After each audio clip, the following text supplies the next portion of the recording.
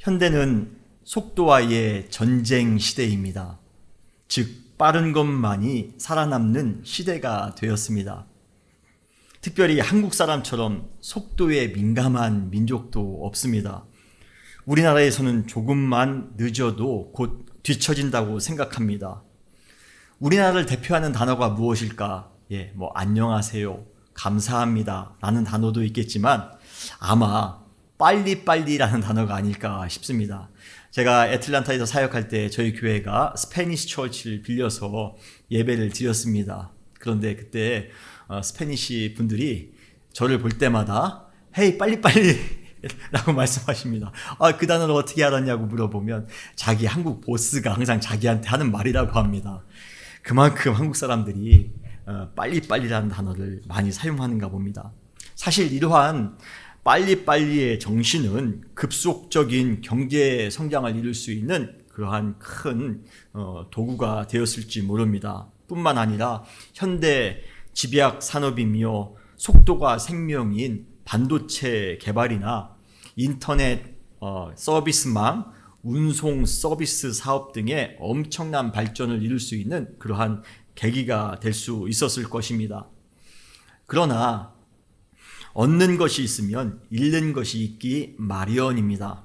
속도의 전쟁에서 승리한 대신 속도보다 더 중요한 정신적인 가치는 안타깝게도 혹시 잃어가고 있지 않나라는 생각을 하게 됩니다. 그러한 대표적인 것이 무엇입니까? 바로 기다리는 마음입니다. 인내의 마음입니다. 스피드병에 걸린 사람들은 삶 속에서 속도감이 상실될 때 정신적인 공허감이나 심지어 분노까지도 느낀다고 합니다. 여러분, 인터넷 속도가 조금만 느려지면 마음 가운데 짜증나는 마음이 생깁니다. 기다리는 그러한 버스나 비행기가 조금만 연착이 된다고 하면 마음 가운데 괜히 불편한 마음이 생기고 화가 나기도 합니다. 그리고 차를 타고 가다가 신호등이 바로 제 앞에서 바뀌면 괜히 기분이 안 좋습니다. 그렇죠? 저만 그런가요? 아무도 안 그러신 것처럼 저만 쳐다보시는데요. 저도 그렇고 아마 많은 분들이 그러한 경험이 있으실 것입니다. 요즘 현대 질병 가운데 대부분은 기다리지 못하는 마음과 관계가 있다고 합니다. 빨리 돈을 벌어서 쓰고 싶은데요, 빨리 돈이 벌리지 않기 때문에 병이 생기는 거예요. 빨리 학위를 따서 끝내고 싶은데 그것이 쉽지가 않기 때문에 병이 생기는 것입니다. 이렇듯 기다리고 있는 것이 지금 당장 이루어지지 않을 때 심리적으로 불안한 마음까지 생기는 것입니다. 과연 여러분들은 어떻습니까? 여러분들은 기다리는 것을 잘 하십니까? 속도병에 걸린 사람들에게 꼭 드리고 싶은 말씀이 있습니다. 빠른 것이 지금 당장에는 좀 유익한 것처럼 보일지 모르지만 사실 진정으로 평생의 유익이 되는 것은 기다리는 것을 통해서 온다라는 사실입니다. 그래서 여러분, 좀 기다리는 법을 배우시는 우리가 되시기를 바랍니다. 인내란 무엇입니까? 얼마만큼 참아야 우리는 인내했다라고 말할 수 있을까요? 여러분, 우리말에 참는 것에도 한계가 있다라는 그러한 표현이 있습니다. 사실 모든 사람들에게 있어 어느 정도 마음속에 정해둔 그러한 한계만큼은 참을 수 있습니다. 여러분, 대표적인 것이 뭐죠? 삼세판이죠. 사람은 무슨 일이 있어도 3번까지는 참을 수 있습니다. 만약 3번까지 내가 못 참고 한 번에도 막 욱하고 분노하는 마음이 생긴다면 여러분, 우리 정서적인 훈련을, 정서적인 치료를 받으셔야 될 수도 있습니다. 보통의 사람이라면 어느 정도까지는 참을 수 있습니다. 그러나 이처럼 마음에 정해둔 그 한계만큼만 참는 것은 말 그대로 좀 참아본 것뿐이죠, 인내한 것은 아닙니다. 진정한 인내는 무엇일까요? 성경에서 말하는 우리 성도가 해야 될 인내는 무엇일까요? 바로 그 인내는 한계점을 초월한, 우리가 참아볼 수 있을 만큼 그 참아본 그 한계점을 초과한 상태에서도 참는 것이 인내입니다. 여러분 믿으십니까? 예, 아멘 안 하실 줄 알았어요. 그거 쉽지 않아요. 우리는 참을 수 있을 만큼은 참습니다만 그 이상을 초월하면 참기가 힘듭니다. 그런데 우리 성도는 그 한계점을 넘어간 이후에도 참아야 됩니다. 그것이 인내입니다. 어떤 분이 암으로 고생하셨는데요. 그분과 좀 함께 대화할 수 있는 기회가 있었습니다. 그분이 그런 말씀을 하세요. 첫 번째 암이 발견됐을 때와 그리고 또 얼마 후에 곧바로 재발했답니다. 재발할 때까지만 해도 참을 수 있었답니다. 보통 많은 사람들이 그 병에 걸리면 재발한다니까 나도 혹시 재발할 수 있겠다 싶어서 재발할 때까지는 참았답니다. 그런데 또 몇 년이 지나 세 번째로 재발했다고 하는 소식을 들은 다음부터는요, 정말 모든 것을 다 포기하고 싶더랍니다. 그분에게 있어서 바로 그때부터가 진정한 인내의 과정이 시작되는 것입니다. 참을 만큼만 참았을 때 인생사의 모든 문제가 해결될 수 있다면 얼마나 좋겠습니까? 그러나 우리는 우리가 생각했던 한계를 초과한 이후에도 계속해서 인내해야만 하는 고통스러운 삶을 우리는 수시로 경험하게 됩니다. 시편 오늘 본문 40편을 지은 이 다윗도 역시 한없이 지루하게 계속되는 그 기다림 앞에 이렇게 처절하게 부르짖고 있습니다. 오늘 본문 시편 40편 1절에 보면 다윗의 부르짖음이에요. 내가 여호와를 기다리고 기다렸더니 라고 말씀하고 있습니다. 구약 성경에서는요, 히브리인들은 그 단어를 강조할 때 똑같은 단어를 두 번 사용하면서 강조를 합니다. 여기에 기다리고 기다렸다라는 것은요, 그 기다림을 굉장히 강조하고 있는 표현입니다. 아마 첫 번째 나오는 기다림은 그냥 우리가 일반적으로 정해놓은 우리가 그 기간까지의 기다림이 아닐까 싶습니다. 그러나 그 두 번째 나오는 기다림은 정말 고통스러운 인내의 기다림일 것이에요. 한계점을 초월한 이후의 기다림일 것입니다. 다윗도 그러한 인내의 시간을 가졌습니다.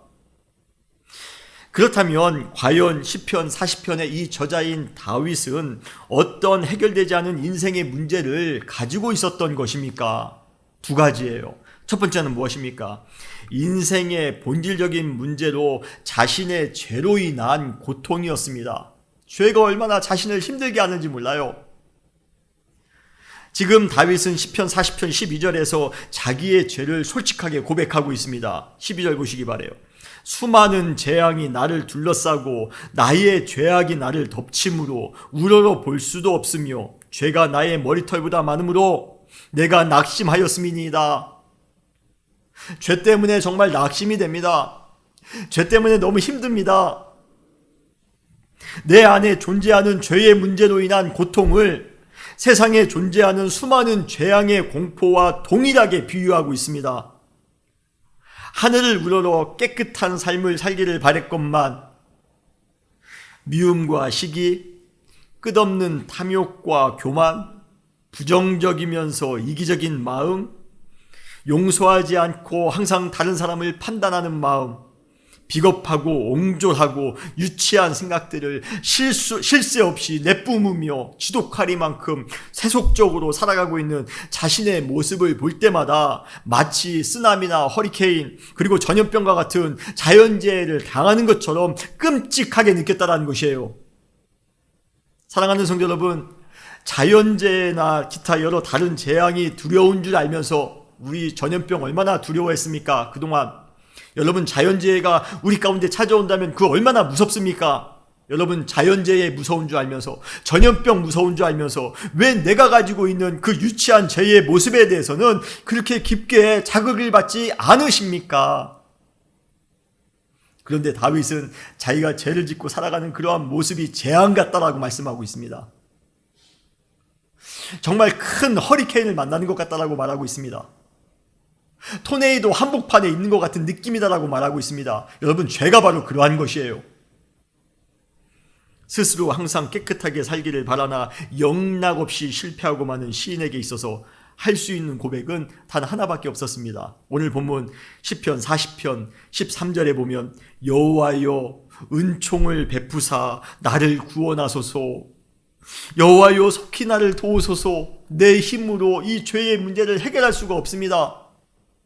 이 고통스러운 상황을 이겨낼 수 없습니다. 주님, 나를 도우소서. 나를 구원하소서. 여호와여 나에게 은혜를 베풀어 주소서. 내 죄의 문제를 해결할 수 있는 인간적인 방법은 하나도 없습니다. 수없이 많은 나 스스로가 작심도 해봅니다. 다짐도 해보지만 항상 결과는 나의 죄의 질량을 조금도 줄일 수 없다라는 것이에요. 또 우리는 하늘을 우러러 수십 점 부끄러운 그러한 죄를 행하며 살아갑니다. 그러면서 매일 재앙과 같은 인생을 지속해 살아갑니다. 얼마나 힘든지 모르겠습니다. 그런데 이러한 추한 상황을 극복해 나아갈 수 있는 유일한 방법은 무엇이에요? 하나님을 향하여 주님 은총을 베푸소서, 나를 구원하소서, 나를 속히 도우소서. 여러분, 이러한 기도밖에 없음을 여러분 믿으시길 바랍니다. 하나님 앞에 죄의 문제를 가지고 씨름해 보시기 바랍니다.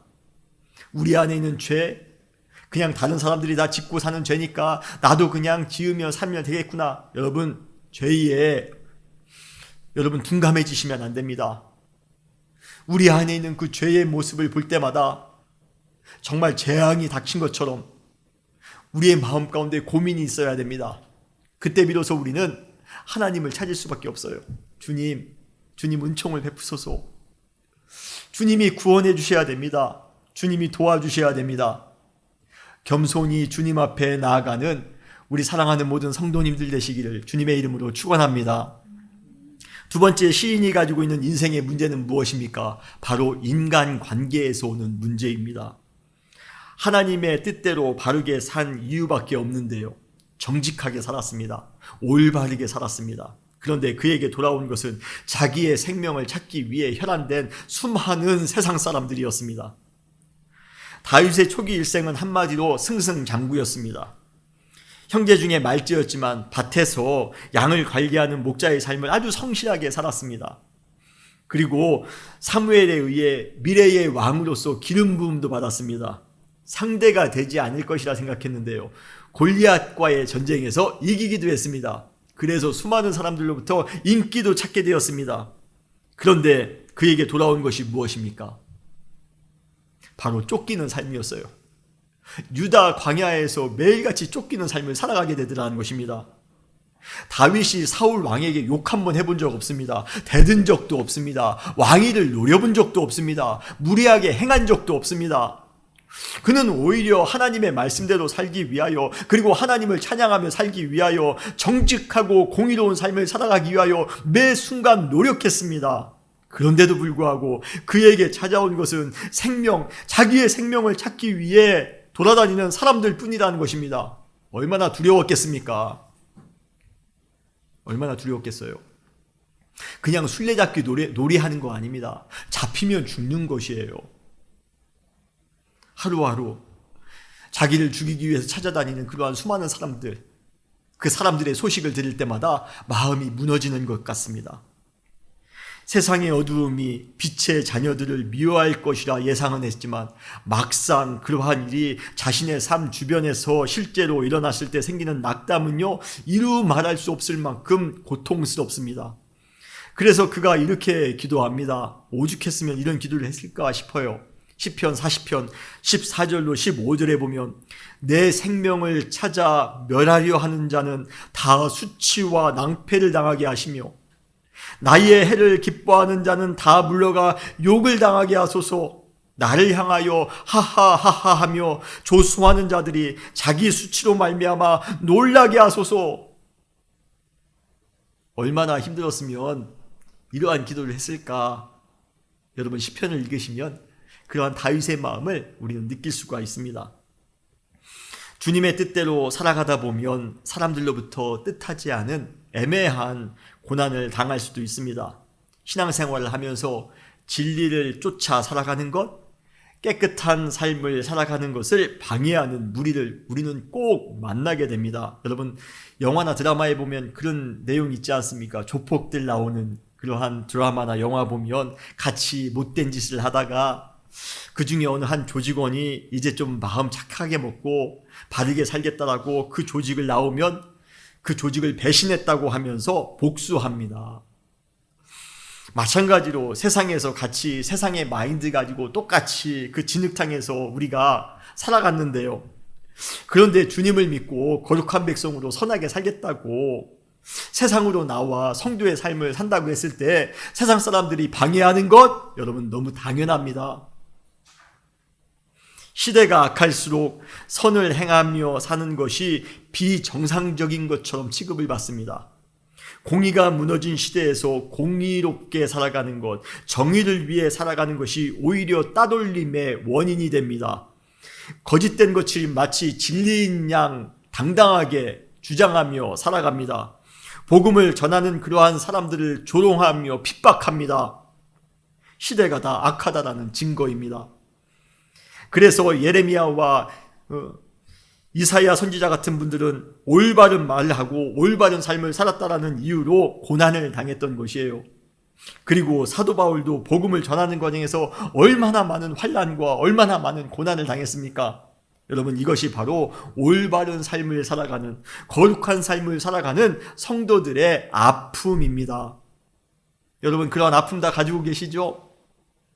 정직하게 살려고 했는데, 순결하게 살려고 했는데 세상 사람들로부터 핍박이 올 때가 있습니다. 미움을 받을 때가 있습니다. 그때마다 우리의 마음이 얼마나 무너지는 것처럼 힘들고 고통스러운지 모릅니다. 지금 시편 40편의 다윗이 그러한 마음을 느끼고 있었던 것입니다. 인생의 두 가지 문제, 죄로 인한 문제와 인간관계에서 오는 문제로 인해 엄청난 고통을 겪었던 것이에요. 그래서 그는 인생에 닥친 이러한 문제들 앞에 정말 솔직하게 이렇게 고백하고 있습니다. 저는 시편 40편 17절에 나오는 다윗의 고백을 볼 때마다 너무 짠한 마음이 들어요. 뭐라고 고백합니까? 나는 가난하고 궁핍합니다. 여러분, 이것이 다윗 왕이 예전에 고백했던 그러한 고백이라고 하면 여러분 믿을 수 있겠습니까? 우리는요, 나는 잘 나갑니다. 나는 행복합니다. 나는 든든합니다. 이러한 고백을 하기를 원해요. 누가 나는 가난하고 나는 궁핍합니다. 이런 고백하고 싶은 사람이 이 세상에 어디 있겠습니까? 정말 생각하면 생각할수록 초라하기 짝이 없는 그러한 고백입니다. 우리가 인생을 열심히 살려고 하는 이유가 뭡니까? 좀 이러한 고백을 될 수 있으면 하지 않기 위해서 우리가 인생 열심히 살려고 하는 거 아니겠습니까?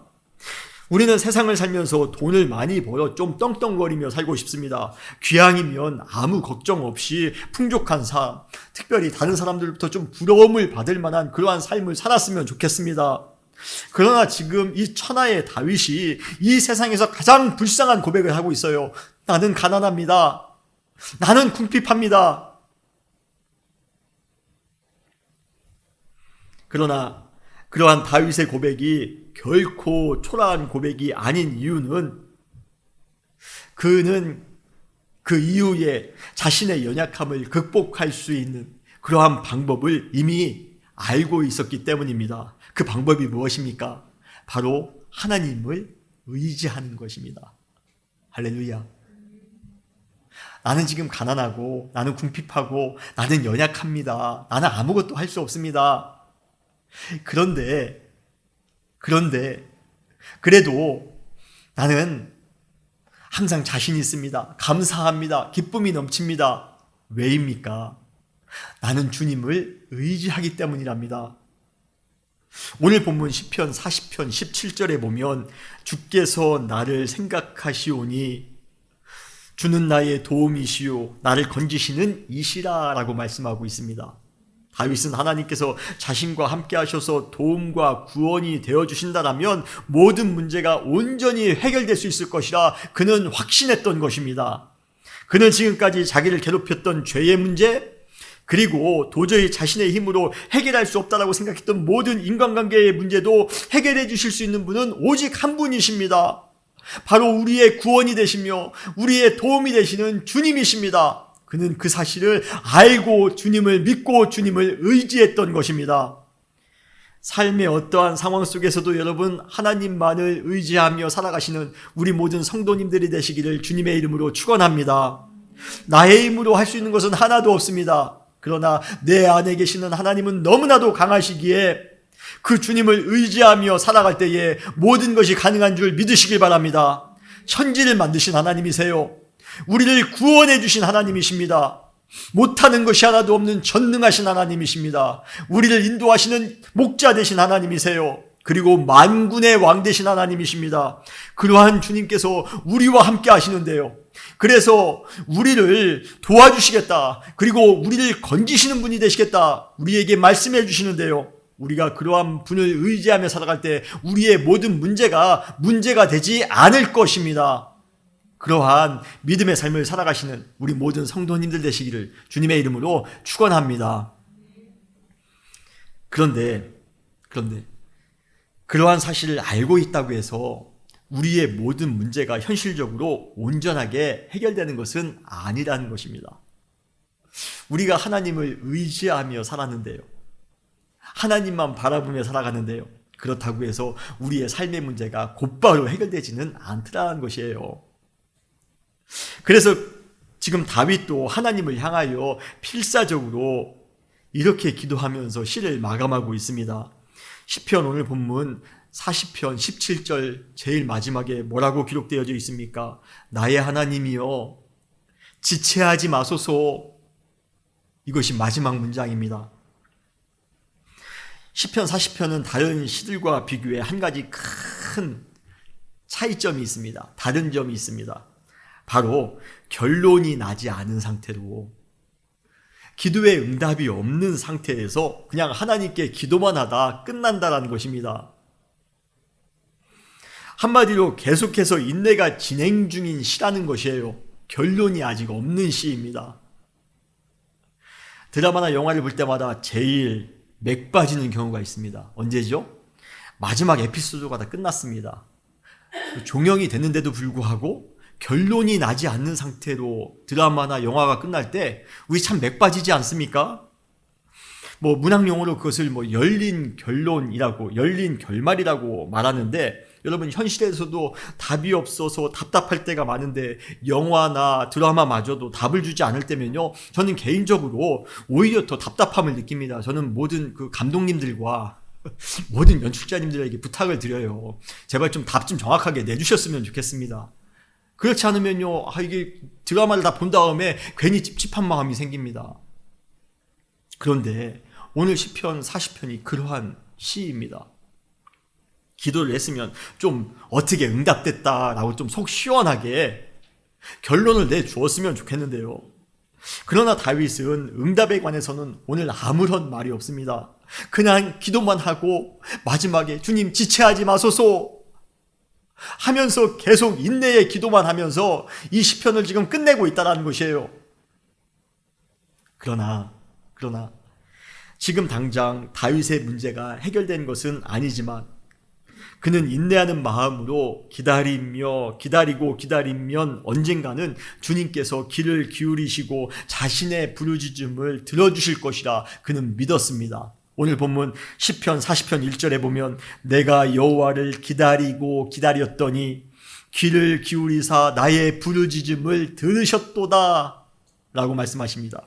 더 나아가 지금은 다른 사람들이 자신의 생명을 취하기 위해 파놓은 그러한 웅덩이와 수렁에 빠져있는 신세이지만 주님께서 자신을 끌어올리시고 자신의 발을 반석 위에 세워주실 것이라, 그래서 견고케 하실 것이라는 사실을 그는 확신했던 것입니다. 그래서 2절에 이렇게 고백하고 있습니다. 나를 기가 막힐 웅덩이와 수렁에서 끌어올리시고 나의 발을 반석 위에 두사 내 걸음을 견고하게 하셨나이다. 그렇다면 이렇게 다윗이 주님의 구원을 확신할 수 있었던 믿음은 도대체 어떻게 생길 수 있었던 것입니까? 이것이 중요한 것이죠. 그것은 그가 전에 여러 어려움 속에 있었을 때 지금이 처음이 아닙니다. 그 전에도 수많은 어려움들이 있었습니다.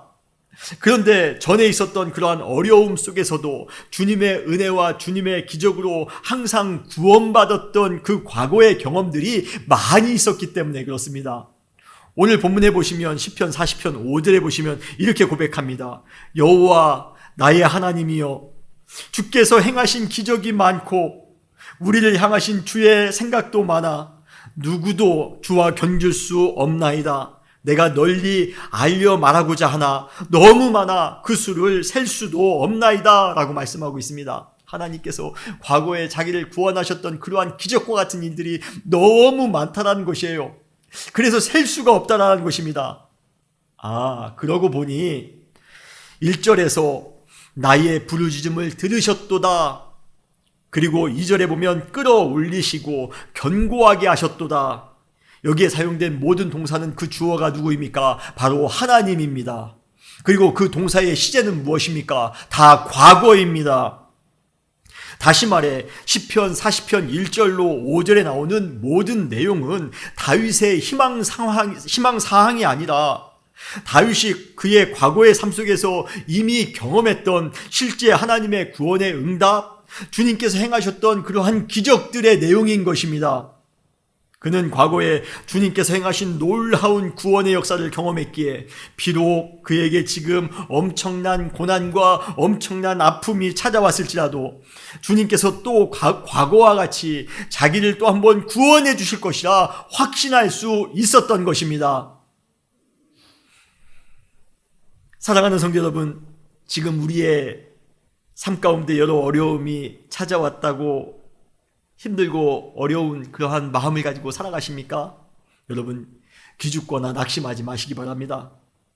과거 주님께서 우리를 구원하셨던 그 구원의 주님께서 현재 우리를 또 한 번 구원해 주실 줄 믿으시길 바랍니다. 과거의 하나님이 그냥 과거에만 머물러 계신 것이 아니라 그 주님은 어떠한 분이십니까? 살아계신 하나님이십니다. 오늘도 살아계신 하나님이십니다. 어제도 오늘도 미래도 살아계신 그 하나님께서 어제 우리를 구원하셨던 것처럼 오늘 또한 우리를 구원해 주실 것입니다. 힘들고 어려운 상황 가운데 처해 있다 할지라도 여러분 걱정하지 마시고 주님만 의지하여 믿음으로 살아갈 때에 주님께서 우리를 구원해 주심을 믿고 또 한번 믿음으로 살아가는 우리 모든 사랑하는 성도님들 되시기를 주님의 이름으로 축원합니다. 이렇게 다윗은 곤고한 인생의 한복판에서 외로이 서 있으면서도 하나님의 구원의 그 은혜를 믿음으로 확신했기에 그는 새 노래로 하나님을 찬양할 수 있었던 것입니다. 오늘 본문 보세요. 시편 40편 3절에 보면 새 노래 곧 우리 하나님께 올릴 찬송을 내 입에 두셨으니 많은 사람이 보고 두려워하여 여호와를 의지하리로다. 이 구절에 보면 참 흥미있는 표현이 나옵니다. 바로 우리가 찬송을 부를 수 있게 된 이유가 나오고 있어요. 이유가 무엇입니까? 새 노래 곧 우리 하나님께 올릴 찬송을 내 입에 두셨다라고 말씀하고 있습니다. 다윗이 이렇게 고백하고 있는데 이 구절에서 다윗은 하나님을 자신이 찬양했다라고 지금 고백하고 있지 않고 하나님께서 그의 입에 찬양을 두셨다라고 고백하고 있습니다. 우리는 여기서 귀한 사실을 깨닫게 됩니다. 여러분, 찬양은요 내 의지로 하는 것이 아닙니다. 찬양은 하나님께서 우리를 찬양하도록 그 찬양의 소리를 우리의 입에 두셨기에 우리는 찬양이 가능한 줄 믿으시길 바랍니다. 다시 말해서 하나님께서 우리가 찬양하도록 만들어주신다는 것이에요. 노래를 못해도 괜찮습니다. 박자 감각 없어도 괜찮아요. 음악을 배우지 않아도 괜찮습니다. 하나님께서 우리의 입에 찬송을 두신다면 우리는 기쁨으로 찬양할 수밖에 없는 것입니다. 사랑하는 성도 여러분, 하나님께서 여러분들의 입에 찬양을 두심을 믿으시길 바랍니다. 오늘 그 주님께서 우리 가운데 찬양을 주셨을 때 그 찬양을 기쁨으로 찬양할 수 있는 우리 모든 성도님들이 되시기를 바랍니다. 놀라운 것은 우리가 주님의 은혜로 인해 찬양할 때 세상에 수많은 사람들이 보고 두려워하여 하나님을 의지하게 되더라는 것입니다. 3절에 보면 새 노래 곧 우리 하나님께 올릴 찬송을 내 입에 두셨으니 많은 사람이 보고 두려워하여. 우리가 찬양하는 모습, 하나님이 우리에게 주신 은혜로 말미암아 우리가 찬양하는 모습을 보고 세상 사람들이 두려워한답니다. 그리고 그들이 하나님을 의지하게 된다고 지금 말씀하고 있습니다. 우리가 아무리 힘들고 거친 삶을 살아간다 할지라도, 억울하고 손해보는 일이 가득한 인생을 살아간다 할지라도 우리 안에 구원의 찬양으로 차고 넘친다라면 분명히 우리의 구원의 찬양, 우리의 기쁨의 찬양으로 인해 수많은 사람들이 큰 영적인 도전을 받게 될 것이라 여러분 믿으시길 바랍니다. 여러분, 우리가 기쁨으로 찬양하시기 바랍니다. 우리 교회는 기쁨으로 찬양하는 교회가 될 줄 믿습니다. 우리 교회가 기쁨으로 찬양할 때에, 우리의 가정이 기쁨으로 찬양할 때에 우리의 찬양을 통하여 세상의 수많은 사람들이 두려워하게 될 것입니다. 그리고 주님을 의지하게 될 것입니다. 여러분, 찬양은 우리가 승리할 수 있는 귀한 무기인 줄 믿으시길 바랍니다. 우리 안에 주님께서 주신 그 은혜의 찬양을 기쁨으로 찬양하며 살아가시는 우리 모든 성도님들이 되시기를 주님의 이름으로 축원합니다. 이렇게 인내가 필요한 삶 가운데에서도 오히려 기쁨이 넘치는 찬양을 불렀던 다윗이 이제는 하나님 앞에 나아가 두 가지를 서원하고 있습니다. 이 와중에 서원하고 있어요. 첫 번째 내용은 무엇입니까? 바로 하나님의 말씀대로 순종하며 살겠다라는 것입니다. 오늘 시편 40편 7절로 8절 말씀에 보면 그때에 내가 말하기를 내가 왔나이다. 나를 가리켜 기록한 것이 두루마리 책에 있나이다. 나의 하나님이여 내가 주의 뜻 행하기를 즐기오니 주의 법이 나의 심중에 있나이다 하였나이다. 이 구절의 내용을 한마디로 하면 주님의 말씀을 우리 마음 가운데 새기고 그 말씀대로 순종하며 살겠습니다 라는 그러한 의미입니다. 먼저 시편 40편 6절에 보면 그 당시 신앙의 분위기에 있어 매우 충격적인 고백을 다윗이 하고 있습니다. 6절에 보시면 주께서 내 귀를 통하여 내게 들려주시기를 제사와 예물을 기뻐하지 아니하시며 범죄와 속죄제를 요구하지 아니하신다 하신지라 라고 말씀하고 있습니다. 제사와 예물, 번제와 속죄제를 드리는 것은요, 다윗 당시 종교 활동의 제일 핵심 사항이었습니다. 모든 고대 이스라엘 백성들은 하나님께 범죄와 속죄제를 드림으로써 하나님과 영적으로 교제한다라고 생각했던 것이에요. 하나님과 더욱더 가까워질 수 있다라고 생각했습니다. 그런데 다른 사람도 아니고 그 사실을 너무도 잘 알고 있는 다윗이 민족의 종교적 근본을 뒤엎는 아주 위험한 발언을 지금 하고 있는 것이에요. 지금으로 말하면 주일 예배 드리지 않는다라고 지금 말하는 것과 똑같습니다. 하나님이 기쁘게 받지 않으신다라고 지금 말하는 것과 똑같은 내용이에요. 하나님은 제사와 예물을 기뻐하지 아니하시며 범죄와 속죄제를 요구하지 아니하신다. 드릴 필요 없다는 것처럼 우리가 혹시 들릴 수도 있습니다. 심지어 다윗은 시편 40편에서만 이 말을 한 것이 아니라 시편 51편에서도 똑같은 주장을 하고 있습니다. 시편 51편 16절에 보면 주께서는 제사를 기뻐하지 아니하시나니 그렇지 아니하면 내가 드렸을 것이라. 주는 번제를 기뻐하지 아니하시나이다. 아니, 도대체 무슨 일입니까? 아니, 하나님이 번제를 기뻐하지 아니하신다니요, 제물을 기뻐하지 아니하신다니요, 예배 드리는 것을 기뻐하지 아니하신다니요. 이거 무슨 말입니까? 그렇다면 이렇게 다윗이 그 당시로서는 아주 급진적인 주장을 하고 있는 이유는 무엇 때문일까요? 사실 다윗은 제사 제도를 뒤엎고 새로운 종교 제도를 만들기 위해 그러한 주장을 했던 것이 아닙니다. 결코 아닙니다. 오히려 다윗이 그러한 급진적인 주장을 하기는 했지만 그래도 이 세상에 어느 누구보다도 더 많은 제사를 기쁨으로 하나님께 드린 사람 중에 한 사람이 다윗입니다. 그럼에도 불구하고 그가 이렇게 급진적으로 말할 수밖에 없었던 이유는 제사보다도 더 중요한 것이 있다는 사실을 성도들에게 말하기 위해서입니다. 그것이 무엇입니까? 바로 하나님의 말씀대로 순종하면서 사는 것입니다. 신앙의 중심은 하나님의 말씀을 듣고 순종하는 것이고요. 그리고 그 다음에 기쁨으로 하나님께 제사를 드리는 것이 신앙의 온전한 순서라는 것이에요. 하나님의 말씀대로 전혀 살고 있지 않은 채 소 몇 마리 더 드린다고 해서, 양 몇 마리 제물로 드린다고 해서 하나님께서는 좋아하지 않으신다는 것입니다. 우리는 그러한 신앙을 뭐라고 합니까? 형식적인 신앙이라고 합니다. 하나님은 형식적인 신앙 좋아하지 않습니다. 하나님의 말씀대로 살지 않으면서 양 몇 마리 드리고 소 몇 마리 드린다고 해서 하나님은 좋아하지 않으신다는 것이에요. 영적인 것에 있어 다윗이 염려했던 것은 형식에 치우치다 본질을 잃을까 하는 것입니다. 다윗에게 있어 신앙의 본질은 무엇입니까? 하나님의 말씀에 순종하는 것입니다. 그리고 하나님의 말씀에 순종하며 살다 보면 자동적으로 우리는 기쁨의 제사, 기쁨의 예배를 드리게 되는 것이에요. 사실 이 말은 다윗뿐만 아니라 다윗의 멘토가 누구죠? 바로 사무엘이죠. 사무엘도 똑같은 말을 한 적이 있습니다. 사무엘상 15장 22절로 23절에 보면 사무엘이 이르되 여호와께서 번제와 다른 제사를 그의 목소리를 청종하는 것을 좋아하심같이 좋아하시겠나이까?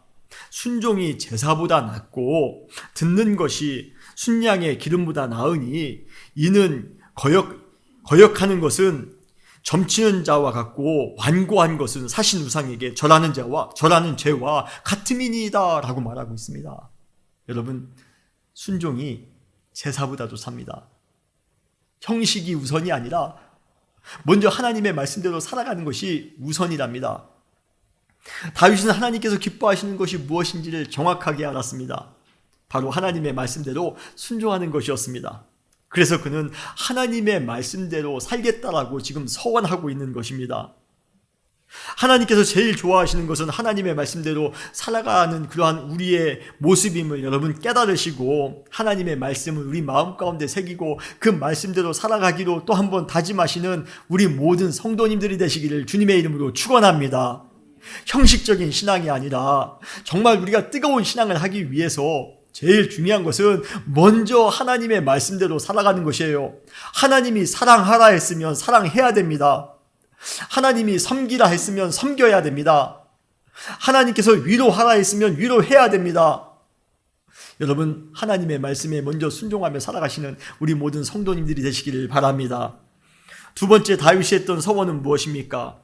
의의 기쁜 소식을 모든 사람들 가운데 선포하며 살아가겠다는 것이에요. 뭡니까? 복음을 증거하며 살아가겠다는 것입니다. 오늘 본문 시편 40편 9절로 10절에 보면 내가 많은 회중 가운데에서 의의 기쁜 소식을 전하였나이다.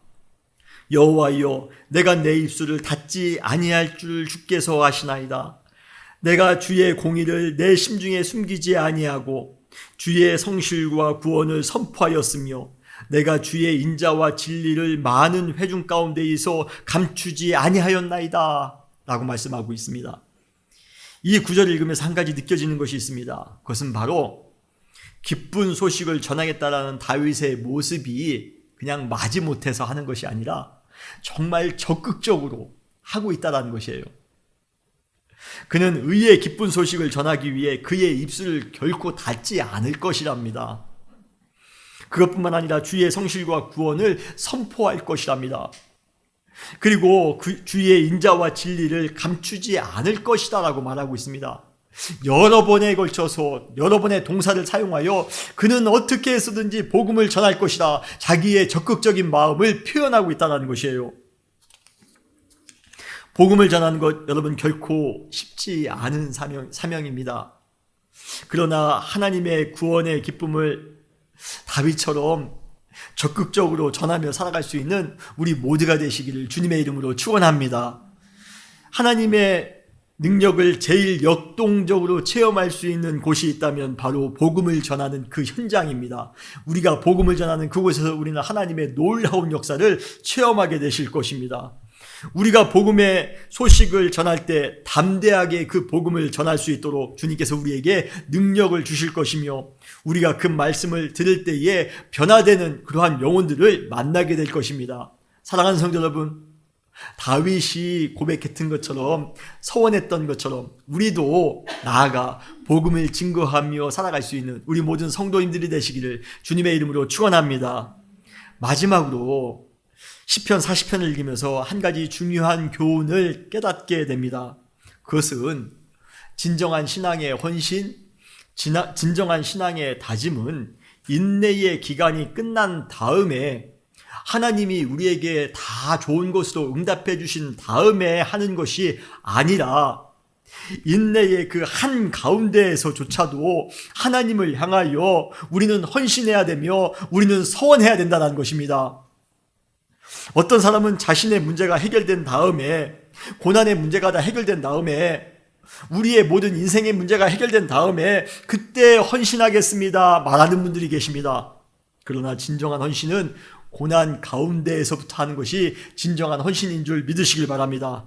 아까 말씀드렸던 것처럼 시편 40편에서 다윗은 아직도 여전히 지금 응답을 받지 못한 상태입니다. 여전히 지금 고통스러운 상태입니다. 해결되지 않은 문제로 가득한 상태였습니다. 그런데도 불구하고 그는 지금 다짐하고 있습니다. 그는 지금 서원하고 있습니다. 주님, 제가 하나님의 말씀대로 살겠습니다. 주님, 제가 복음을 전하며 살겠습니다. 아직 하나님께서 나에게 응답을 주지 않으셨다 할지라도, 내가 원하는 삶의 모습이 이루어지지 않았다 할지라도, 주님, 지금 너무나도 힘들고 고통스러운 상황에 처해 있지만 그래도 괜찮습니다. 저는 지금부터 주님의 말씀대로 살겠습니다. 저는 이 고통 속에서부터 주님 복음 증거하며 살겠습니다. 여러분, 이것이 바로 진정한 신앙인 줄 믿으시길 바랍니다. 어쩌면 고통 속에 있을 때, 응답이 없는 삶을 살아갈 때, 그때가 더욱더 하나님 앞에 헌신할 수 있는, 더욱더 주님께 서원할 수 있는 그러한 기회일 수 있습니다. 계기일 수 있습니다. 우리 안에 인생의 문제로 고민하는 분들이 지금 계십니까? 아직도 기도에 응답이 없어 답답해 하시는 분들이 계십니까? 여러분, 그냥 답답해 하지만 마시기 바랍니다. 그냥 고통스러운 그 감정의 마음 매달려 계시지 마시기 바랍니다.